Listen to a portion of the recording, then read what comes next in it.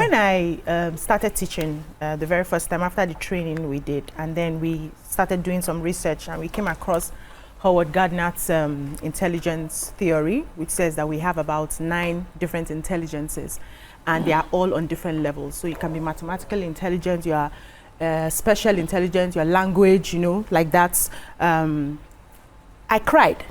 I cried in class.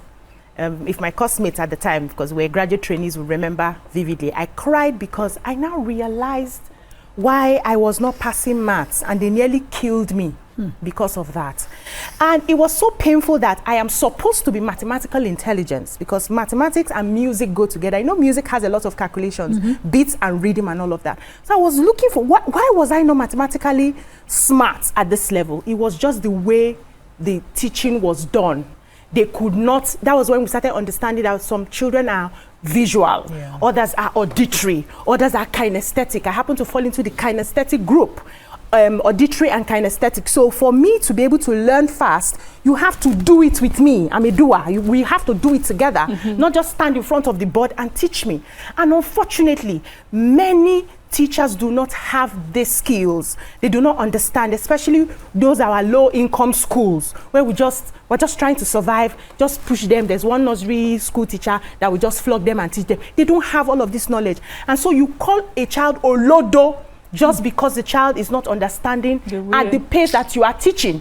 And you only know one way to teach. You don't even know, because I remember in the classrooms then, for you to do a lesson plan, you have to cover all the ways of teaching. Auditory is inside, kinesthetic inside, so that every child is attended to in one lesson. It was a lot of work, but we had to learn the right way.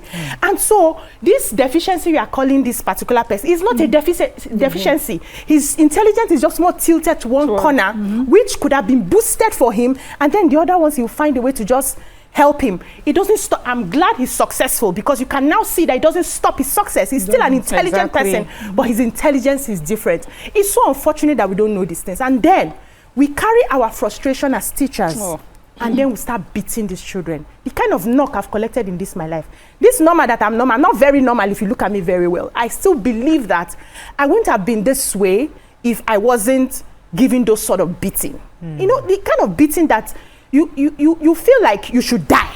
Sometimes I was beaten to a point in school that I fell sick for 2 weeks. Wow. Yes, and it was an English teacher, Mrs. Oyibo. I will always remember her. I can never forget.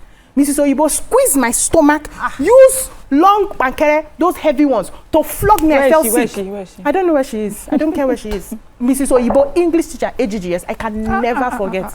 And she was known as a notorious person. It's wickedness. If you cannot regulate your temper, you shouldn't be a teacher. Because children will test. Our own children test us now. Of course. Children will test you. As they are growing, it even gets worse. I will stand with my son and we are having arguments. He's giving me his point. I'm giving him my point. He's giving me his point. At some point, I'm like, Captain, so I don't get triggered. Enter your room. We'll have this conversation later.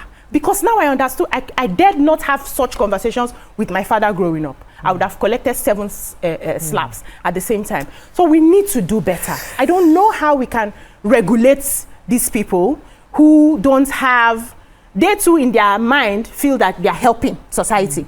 The parents that are sending those children to those people also feel that this is all we can afford. That's the best we can do. And then the mentality of the typical African that if they don't flog you, you don't have sense is also there.